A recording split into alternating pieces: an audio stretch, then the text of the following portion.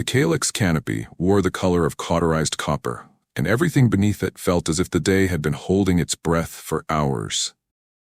Vines as thick as fire hoses looped from bark to bark. Glitter lizards stitched themselves from shadow to shadow, and the ground kept the ruins of a skirmish like a ledger. Spent casings clinked underfoot, a helmet rocked in a puddle, a drag mark ended where blood had decided to stop arguing with gravity. Eric Vane cut his comms to a murmur and let his boots choose the quieter stones, not because he wanted to be a ghost, but because he had learned in quarantine wards and trench lines that rooms tell the truth when you stop talking over them. The beacon that drew him here wasn't even on the official grid. It was a clipped pulse.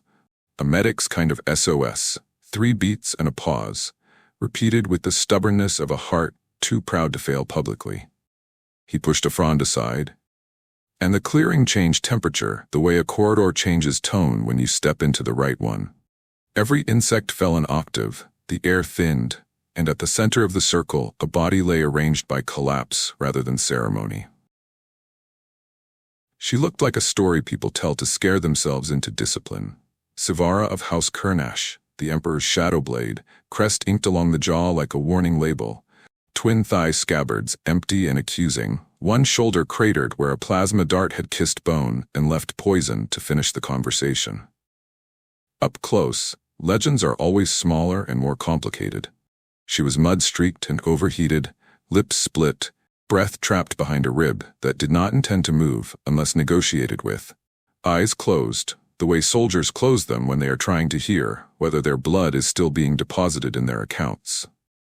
The royal seal on her collar promised a death sentence to anyone who interfered with crown property. Eric knelt anyway, as if the decree were a poorly placed stool he intended to slide out of the way.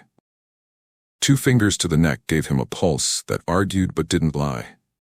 2 breath ghosts against the back of his wrist announced an airway worth protecting. The entry wound told him a lab he would one day testify against had overestimated itself. He spoke softly. Not for drama, but because calm saves seconds and seconds purchase futures. I'm Eric. I treat the living. That's you, by the way. He unpacked his kit in a radius that respected her hands.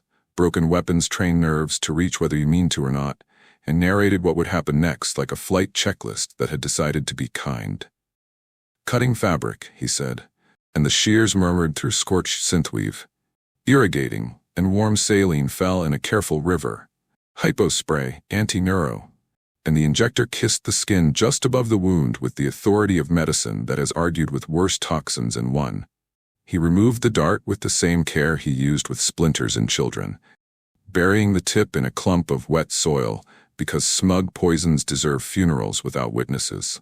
Her eyelids twitched at the pain, and then, because reflex beats will, her hand came up for his throat, empty, fast, competent, and stopped an inch from skin when his name landed for the second time in her auditory cortex. He kept his hands steady because flinching is contagious, and placed his palm heel on the rib edge where pain enjoys lying. He applied pressure, counted, and felt the muscle learn a different story about itself. Autogun fire stitched a fern to gas at the edge of hearing, and the jungle chose to disapprove with a gust that carried the hazard away. Eric didn't look up. He measured the fever across her brow with the back of his fingers and set an evaporative cool pack under the fragile column of her neck where deceitful heat likes to hide. Then wound a pressure bandage across the long diagonal of the wound so that the edges would agree to sit beside each other and consider being a team again. The crest on her jaw glared at him like a courtroom. He returned its stare with the comfortable boredom of a man who has hung too many charts to be impressed by seals. You're not an order, he told the symbol. You're a person's geometry. The jungle kept listening. The insects took notes. Sivara's pulse settled into a rhythm that would get a scolding in cardio but a nod in triage. Night recolored the leaves to ink, and the sounds retuned. Drippers began their fussy metronome. Something hissed behind a root. A surveillance drone far off stitched its pretty little seam in the air and moved on. Eric refused the comfort of fire and built light out of a chemical lantern set behind a tarp so the clearing would glow like a quiet thought rather than a confession. He strung a filament of copper around 3 saplings, so anything larger than ambition would hum an announcement, and he planted a leech siren that sang a frequency the local bloodsuckers disliked enough to schedule their hunger elsewhere. When her first shiver came, he set his palm across her sternum again and felt the heart kick under it, as if embarrassed to have been caught slacking. "Not today," he said. "The way you tell an exhausted hinge you're going to ask more of it, and it's going to comply because you'll oil it later." The jungle, which has no patience for pleading, pretended not to hear, and kept its distance anyway. She didn't wake slowly. Assassins don't. Her eyes arrived all at once, unblinking, the color of old glass dragged from a river, and her forearm obeyed an order honed across a decade of training: strike and then decide. Eric had already shifted his body so the strike would pass through space and not flesh, and her hand found nothing except an argument it couldn't win. "Why?" she rasped, voice like a blade drawn over concrete, but the question had too many references to answer in one pass. He smiled with his voice and not his mouth. "Because you're alive," he said, and for a second the crest on her collar looked ashamed of itself. Consent is not a word you hear often in rooms where people carry titles like Shadowblade, but bodies remember whether you asked, and Eric lets bodies accumulate good memories when he can. "I'm going to cut more," he said, and waited for the micro-nod that preserves dignity. "This will sting, then cool," he said, and the gel answered his promise by being the kind of medicine that behaves. "Water," he said, and trickled it into the corner of her mouth in a pace that convinced her throat not to panic. She tried to make the world smaller with a threat. "Touch my blades and I'll open you." But the scabbards were already empty, and his hands stayed exactly where she could see them, for the simple reason that fear burns twice the calories of trust. And he was budgeting for a long night. He fitted a low-profile O2 mask to her face, adjusting the seal so it sat on bone and not pride, then used the last clean square of gauze to blot the sweat along her brow, as if he were erasing a careless equation. "Eric," he said again, "because names are handles on chaos, and no, I don't work for your king." She laughed at that. One unscheduled bark that turned into a cough and then, grudgingly, into a breath that admitted it had been doing the job wrong. "Savara?" she said, eyes on a point beyond him where memory does its cruelest work, and he nodded, as if she had just correctly identified a tendon he needed to avoid. Outside the filament line, a glass-backed predator drifted in like a bad idea and froze when its whiskers ticked the wire. Eric toggled a pulse along the copper without looking, and the animal departed with the dignity of a rejected suitor. He set the chemical heater low and sideways so the clearing would feel like weather and not like a clinic that had forgotten its walls, then opened a ration brick and managed to coax out something that behaved like broth if you bribed it with patience. "Drink," he said, and she did. An inch, then another, then enough to make the brain agree to keep the lights on for an hour that would matter. The first time she tried to sit up, he didn't stop her. He re-anchored the bandage and moved his knee so the world would be there when she met it. "You could have left me," she said, a line meant to be a knife, but it came out as inventory, as if she were listing the contents of an abandoned room. "I could have," he agreed, checking the color under her nails, "but I'd have had to live in my head afterward, and I keep that place tidy." She stared at him for a count of 3, in which most people flinch or fill silence with apologies. He did neither, and in the space where flinching should have been, respect had room to stand up. "You don't know what I've done," she tried, softer, and therefore sharper, and he adjusted the strap that had started to bruise her shoulder, because people deserve comfort even in their worst moments. "You don't know what you'll do next," he said, "and that's the only part I'm interested in." Medicine has a way of making moments elastic. The next hour stretched around the work, the way good fabric stretches around a knee and doesn't tear. He cannibalized a broken drone for a sliver of aluminum, punched holes with a screwdriver, threaded webbing through and around until a brace existed that answered to her hands instead of a manufacturer's fantasy. He asked before he tightened when she asked, loosened when she cursed, and in that choreography the jungle decided to become an audience instead of a jury. When she swayed, he let gravity speak first and caught her only at the border between dignity and damage, which is a line medics learn to recognize the way sailors learn certain clouds. "Count with me," he said, tapping the dirt with his thumb. "Inhale 4, hold 2, out 6. She hated that he was right about steady breathing, and still, by the third cycle, the panic that had been chewing a corner of her mind put its teeth down and listened. Predators returned because hunger is punctual. Fog bugs with sapphire eyes drifted low, each wing beat a little scalpel. Eric lifted a branch, wrapped in slow-burning resin, and drew a perimeter of smoke that tasted like a lecture, and the insects reconsidered dining with a man who knew chemistry. Somewhere south, a dropship moaned in a loop that meant mechanical pity and not pursuit. Somewhere west, an artillery remnant coughed and called it thunder.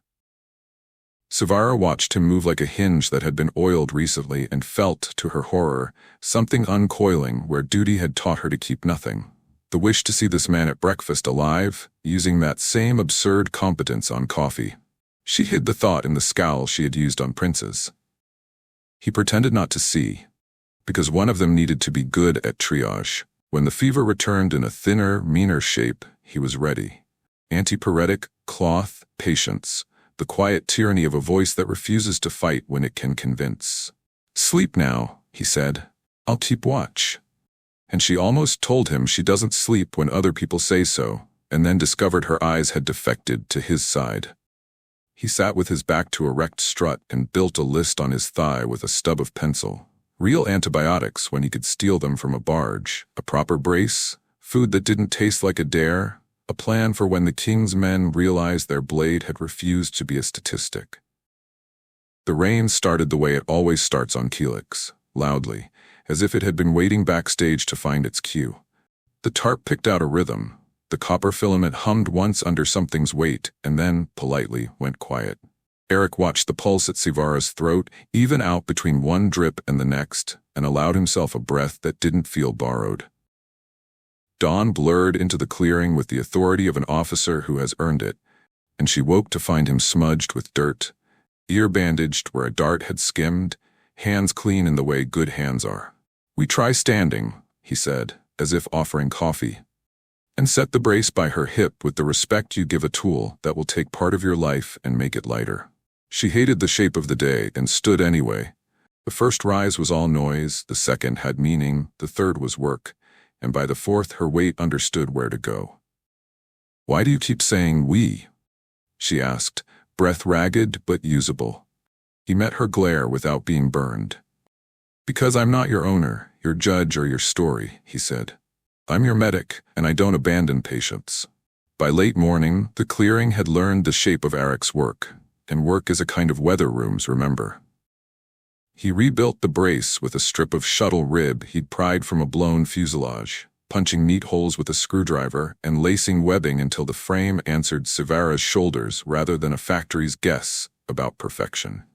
They practiced the count until anger stopped wasting oxygen. Inhale for 4, hold 2, out 6, and when she stumbled he let gravity speak first and caught her only at the border between dignity and damage. The jungle prowled closer, not hostile now so much as curious. A glass-backed hunter padded up to the copper filament, whiskers singing, and retreated when Eric bled a small pulse into the line that turned bravado into reconsideration. "You've taught it manners," Savara said dryly, and he shook his head as he tightened a strap one notch, the exactness of a man tuning a violin.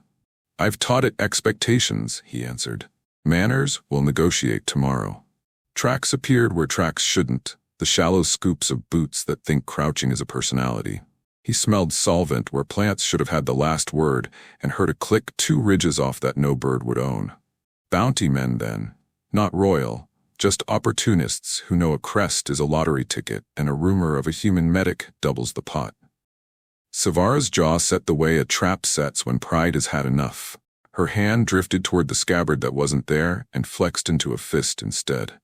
Eric cut the heater, dropped the tarp's shadow to smudge their outline, and stepped into the sling he'd sewn for human weight, the kind that paid for tomorrow with his hips instead of his spine.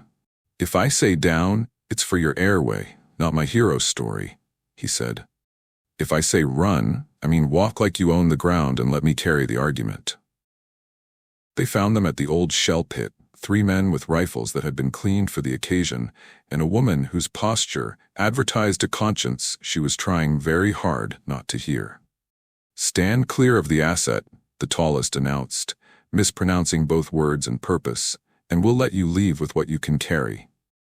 Eric put his hands where frightened people can see them, empty, open, not shaking, and said, "She's not an asset, she's a patient. I'd be grateful if none of us forced me to triage the wrong person." The woman's mouth twitched. The tall one didn't catch it, too busy inventing a speech he thought sounded like law. He raised his rifle into a threat the way boys raise questions. Sivara, still braced, shifted her weight and wrote a short sentence on his shin with the baton Eric had carved from sapwood and aluminum. He folded, the rifle clattered, and the conscience in the woman's posture finally won its argument. She hauled him back by his collar and said, "We're leaving," voice colorless, with the relief of a decision made just in time. The third man looked at Eric's hands, at the copper wire, at the 2 people who had not killed him when they could, and decided to live long enough to be better. They moved after that, not fleeing, but choosing different air. Calyx offered its usual tests with a new competitiveness: slick buttress roots that demanded respect, thorn curtains that negotiated bruises for passage, a damp that made failure, and fungus plausible conspirators. Midway across a bowl of old shrapnel, the ground remembered a war and tried to replay it. A rusted magazine cooked off in the heat and threw a star of metal at Sivara's ribs. Eric moved on reflex, interposed forearm for metal, and took the piece through meat instead of her healing edge. The pain arrived as a delayed report he filed without commentary. "You keep doing that," she said, voice level with fury, "as if your body were spare." "None of me is spare," he said, wrapping the wound in 9 efficient motions, "but all of me is budgeted." The spores came next, as if the planet had read the chapter heading and wanted a scene change. Murmur vines shook in a wind that wasn't wind, and exhaled a glittering sigh that turned edges soft and choices stupid. Sivara's pupils blew wide, her breath tripped, and her stance forgot it had a job. Eric snapped 2 filters from his pack, fitted one to her face and one to his, and lowered his voice until it was the only thing with edges left. "Count with me and stare at the bolt head on the brace," he said, and she did. 4 in, 2 hold, 6 out, until the silly sweetness of the spores admitted defeat and left shame behind like pollen. "You could have left me," she said again when language felt earned, and no one would have called it cowardice. He cleaned his forearm, bled out the bright insult, and tested the strap tension with his thumb as if measuring a hinge. "I'm not looking for witnesses," he said. "I'm looking for tomorrow." They reached the ridge as the light collapsed into the beaded dark. Calyx wears for night, and the sky decided to audition weather. Ion squall, Eric thought. The sort of storm that teaches metal regret. He anchored the tarp low, tied 2 knots whose names only carpenters know, and showed Sivara how to brace the brace against the earth so the gust would lift the tarp and knot them. She watched his hands work the rope and recognized, to her irritation and relief, a different caliber of expertise than killing, the maintenance of continuance. "I used to believe mercy was a costume power wore to soft-sell obedience," she said as the first bluish flickers stitched the canopy. "Then try wearing it as equipment," he said, smiling into the wind, "and see what else it can fix."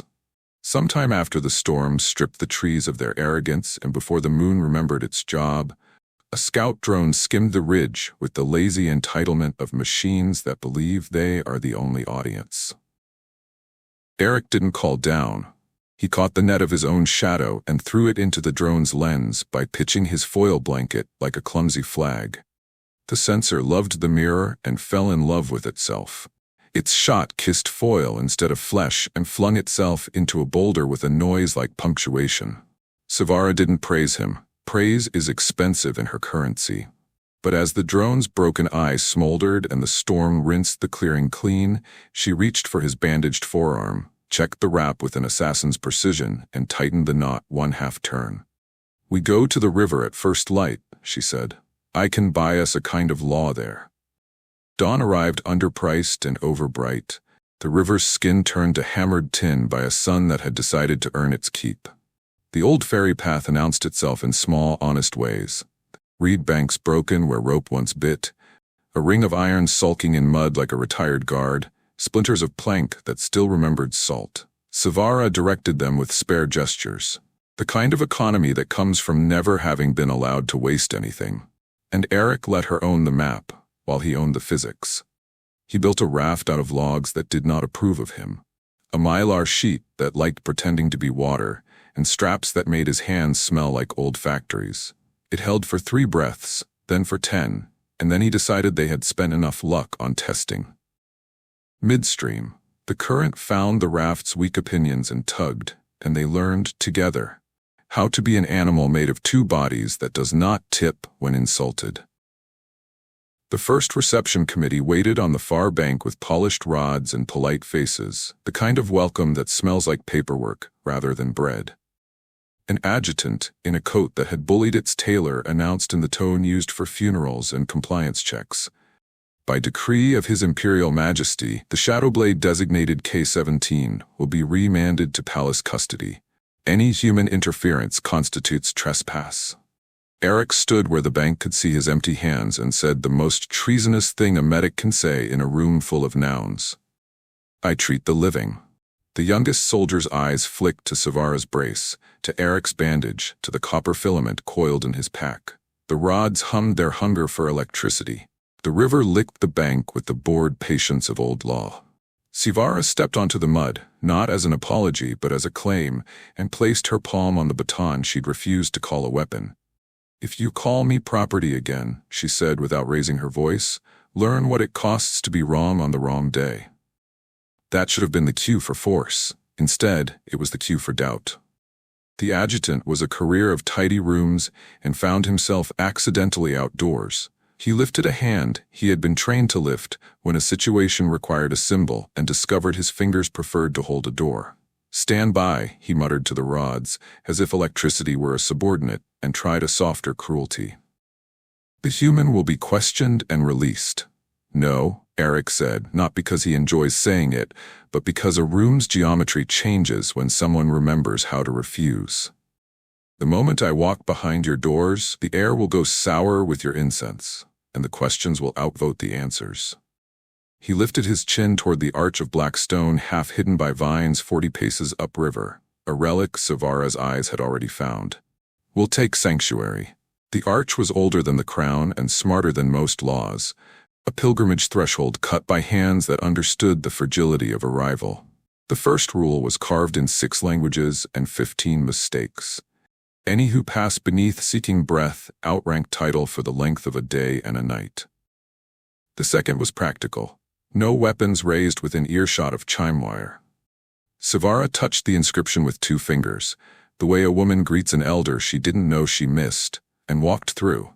Eric followed, set the chime wire the way Eric's Lomar had taught him years ago in a clinic that had needed a miracle, and settled for rules, and the arch sang its small necessary song. The adjutant stopped at the threshold, as if the air had developed teeth. The youngest soldier, whose mother had taught him to count breaths when fear puts its foot on the rib cage, lowered his rod and watched the river instead. They made a clinic out of what the arch offered: shade, stone that kept its temper, a bench that remembered bodies are heavy but do not need to be shamed for it. Eric reopened Savara's bandage, let clean air and clean water do their argument, and swapped the brace's padding for something her skin liked better. He caught the adjutant trying not to stare at the work and gave him a job before condescension grew back. "Hold the kettle," which the man did badly at first and then competently because competence is contagious. "You don't get to keep him," the adjutant muttered later, as if the words might become true if they were placed carefully enough. "Correct," Savara said, surprising them both. "He is not a thing to be kept. He is a man doing his profession. You have one too. Try it." The event that might have ruined all of it arrived with the arrogance of timing. A drone the size of an apology, slipping under the canopy with a compliance payload huffing like a choir. Sanctuary isn't magic, it's a contract, and contracts require enforcement. Eric heard the tone shift in the chime wire, the way good metal complains when a room is about to be wronged, and stepped toward the arch with the blanket already in his hands. The drone's nozzle blinked open, wet anesthesia glittering like mercy with bad intentions. Eric threw the mylar into its eye so it could fall in love with itself again, and the spray kissed its reflection, went stunned, and damped itself on stone.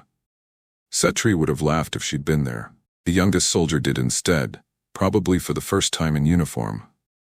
"That's not in the manual," he said, half awed, half scared it should be.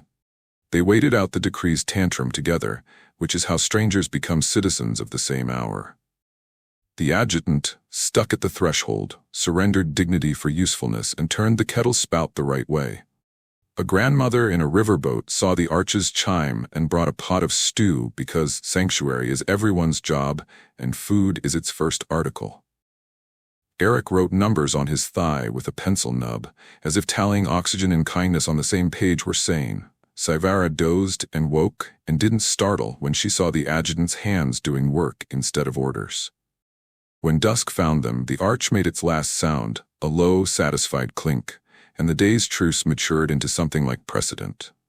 "After the night," the adjutant said, trying very hard not to be human about it, "we will walk you to the palace. There will be questions." "There will be answers," Savara said, eyes on Eric, "some of them mine." Eric packed his kit with the neatness of a man who keeps promises because he likes who he is when he does. "I'll come," he told the adjutant, "if the doors stay open and the air stays honest." The youngest soldier, who had learned a different law today, nodded once as if swearing to enforce it. The river rolled its shoulders, the arch cooled, and Calyx exhaled, as if to say that for one more day at least, its jungle and its laws and its people had chosen breath over theater. They kept the promise at dawn, walking from the sanctuary arch to the palace with the chime wire threaded between them like a carried oath, the adjutant at their flank, and the youngest soldier a half step behind, as if he had been assigned to guard the idea of breath.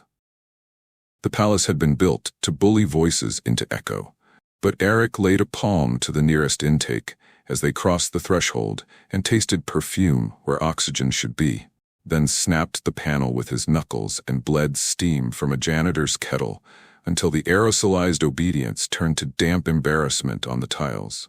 Attendants froze with sensors raised, confused by a ritual that refused to cooperate, while Savara took the center of the hall, not as theater, but as a measurement she intended to correct. Nobles assembled like lacquered knives, and the rods of the compliance guard hummed a rehearsed menace. Yet the hum faltered in the sudden humidity, and the rods learned, to their surprise, that water makes better policy than fear. The adjutant, who had spent a career in tidy rooms, quietly set the kettle on a plinth, as if he had always known what to do with his hands. Emperor Kurnash arrived without fanfare. Crown angled like a burden he had forgotten how to set down, gaze raking his daughter's brace, the human's bandage, the open doors that admitted the city's unfiltered air.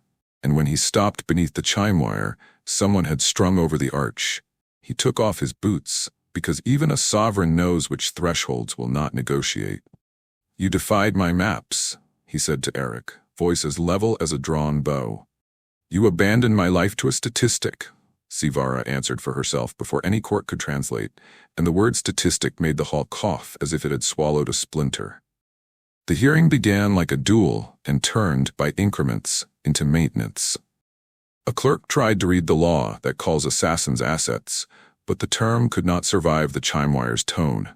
The little strands sang at the syllable as if metal had learned to object, and the clerk, throat dry, stumbled into silence, while the city's breath pressed in from the corridor and made the high windows fog.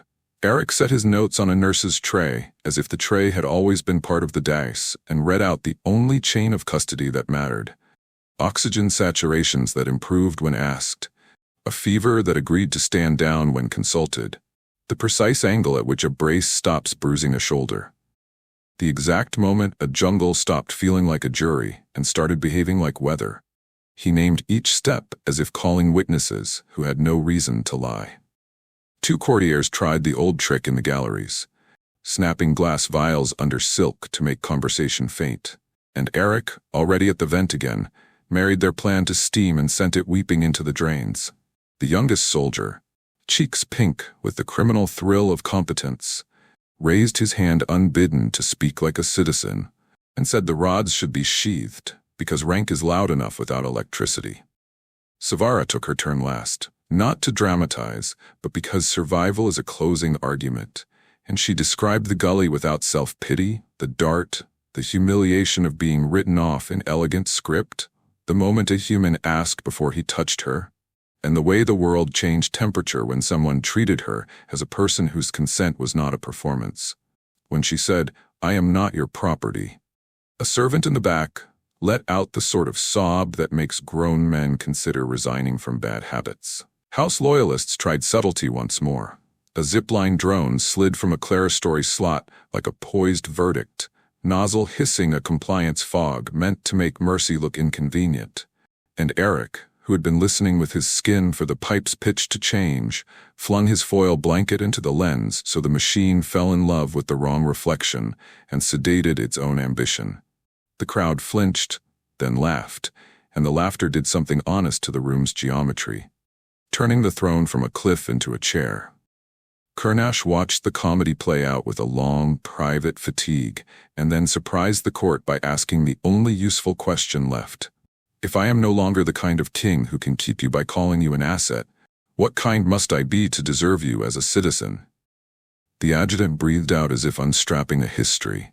The youngest soldier gripped his silent rod by its middle like a shepherd's staff, and Eric, who distrusts titles but adores lists, answered with conditions instead of flattery. Doors to remain unbarred during hearings. Chime wire to establish sovereign sanctuary in any threshold it adorns. Ventilation to outrank incense. Consent to outrank custom. No sedation without explanation. A budget for rails, gaskets, straps, filters, and the authority to rearrange rooms that lie about who they serve. The emperor looked at his court, then at his daughter, then at the open doors through which the city's patients entered like weather, and said a sentence that will read like poetry in future textbooks, but sounded, in that moment, blessedly practical.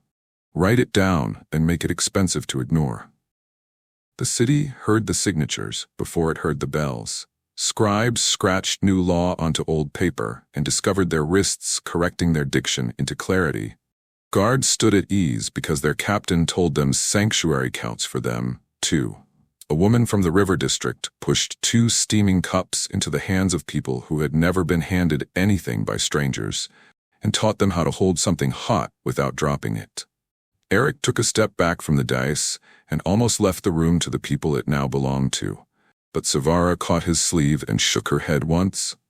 "Stay, witness. Be accountable for the thing you built." And he obeyed because obedience to the right person is not subservience, but an economy of effort. When the decree was read aloud, sanctuary recognized at chime-wired thresholds, asset struck from law and replaced with citizen under care, the clinic's authority portable to any hall where bodies enter, the right for any medic to interrupt ceremony to prevent hypoxia. The applause did not explode so much as roll through the palace like a tide that had finally met a shoreline worthy of the work it had done to arrive. "You have a job," the emperor told Eric, smiling in a way that looked like a man pulling a thorn he'd been pretending wasn't there. "And I imagine you will be annoying in the exercise of it." And Eric, who takes insults as invitations to be thorough, bowed only to the chime wire and said he would require an unreasonable volume of gaskets. Revolutions that survive become maintenance, and maintenance is the art of refusing to let goodness be a guest. Eric began the next morning with vents because vents gossip and thresholds because thresholds lie when no one is listening. And by noon, the palace had learned to exhale without asking a priest for permission. He trained guards to carry stretchers with their pride turned sideways, made courtiers hold doors until their wrists understood leverage, taught scribes to time a sentence by their own breathing, so decrees would not faint halfway to making sense. The youngest soldier, now named aloud, Dren, ran the drill on Rod's sheathed, hands-open entry under chime wire and discovered he liked being useful more than he liked being feared. Sevara took a jurisdiction no map had prepared for and wore it without ornament. Hall warden, steward of corridors, stairs, kitchens, waiting benches, all the places where bodies pass on their way to rooms that pretend to matter. She convened her guards at dawn and assigned them not watch posts, but thresholds. Told them a hinge ignored can start a riot, and a ramp installed can end one before it begins, and then rolled the length of the great stair, counting out loud the lying rises until a carpenter blushed and fetched a plane. Kernash did not abdicate, but he did something harder. He let himself be corrected by results. And on quiet afternoons he walked the new routes with his boots in his hand, chucked the old incense burners into a storeroom, and learned the pleasure of yanking a vent panel and finding honest air. There were attempts, because old habits are never evicted without noise. A priest aligned with House Valmore smuggled calming oils back into the antechambers and discovered the chime wire's note had been tuned to summon a matronly nurse with a mop. A drone tried to reassert the rights of fog and met a ceiling covered in foil like a carnival of mischief. A memorandum accusing the Terran of overreach circulated until 3 grandmothers rewrote it in the market into a handbill that explained how to boil water at altitude and distributed it with a wink. The adjutant, Varl at last, because names make reform sticky, filed a report that read more like an apology and then showed up in the clinic on his day off to hold kettles properly. Dren submitted a proposal for weekly drills in approach without aggression under sanctuary conditions, and had to be told twice that he didn't need to ask permission to practice decency. Savara's old colleagues appeared in her office one by one, some hostile, some curious, all carrying blades they no longer trusted. She offered them chairs that did not squeak and tea that did not embarrass, asked them which rooms had failed them after missions, and wrote down the answers, as if justice could be built out of hinges and soap and the right width of door. The city changed its habits with the exhilaration of people who realize they can repair their own house. Markets hung chime wire over alleys where drunks used to make decisions for other people, and discovered drunk men can hear better than they look. Ferrymen learned the cadence 426 because it stabilizes panicky passengers and curious dogs. The palace kitchen replaced ceremonial fires with stoves that obey thermometers and smelled of cumin instead of incense, and cooks found they could shout less and feed more. Eric instituted a vent audit that paid bonuses to custodians who kept air honest and wrote a rule that any meeting interrupted by an oxygen alarm must relocate before resuming. No one mocked it after the first noble fainted, less dramatically than he had planned. He declined titles, except the one he couldn't stop the city from using, Keeper of Breath, and the brass plaque someone nailed to the clinic door without authorization looked so right he didn't bother to remove it. Instead, he oiled the hinges and showed Dren how to listen for the frequency at which a door confesses it needs help. Because a story that asks to be believed must pass a hard season. Plague ships blundered into the river in late rains with their flags limp and their crews gray. The old law would have blockaded, called it quarantine, and let mathematics commit murder, while paperwork praised prudence. The new law sent steam before sermons. Eric and Sivara stood under the arch with kettles and masks. Dren ran lines like a man who had always wanted to direct traffic between fear and sense. Varl argued logistics with a ferocity he used to reserve for salutes, and Kernash signed orders in plain clauses that made every door with chime wire a checkpoint for compassion. There were losses, because the world is not sentimental, but fewer than silence would have purchased, and the wards learned to keep their kettles singing at the edge of panic until the city's lungs remembered their job. When at last the river returned to its usual grammar and the arch cooled, Sivara sat on the threshold and admitted, to herself first, that mercy had not bent her blade, it had given it a sheath. Eric caught her saying thank you to a hinge and chose not to tease her, because reverence, once learned, is a fragile science. The palace kept one more test in reserve, as if to see if humility could survive comfort. A delegation from off-world arrived with crisp smiles and a writ questioning Terran interference, and the court prepared itself to become a theater of outrage. Instead, Kernash handed the delegation a tour, a kitchen where steam outranked incense, a stair true to honest rise, a clinic where the most decorated man in the room held the door for a child with a cough, an arch threaded with chime wire that sang like a quiet revolution. The delegation returned to orbit with copies of the Threshold Statute and an infection control poster.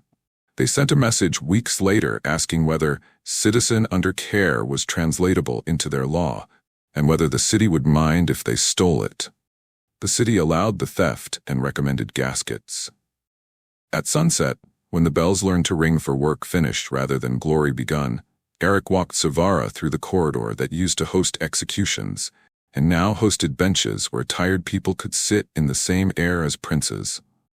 She ran her fingers along the rail, then the chime wire, and then, almost shy, along his bandaged ear where the jungle had argued with him and lost. They did not marry the way epics prefer, with trumpets and a title stapled to a kiss. They married their days to each other's competence. He installed a habit in her quarters of leaving tools out only if they wanted to be used tomorrow. She installed in his clinic the rule that no one leaves a room without knowing where the small door is and who might need it more. Together, they wrote the ugly, necessary checklists of survival and signed them with hands that have done worse and chosen better. On the anniversary of the Arch, a storm threw itself against the palace to see if the new seals would hold, and they did.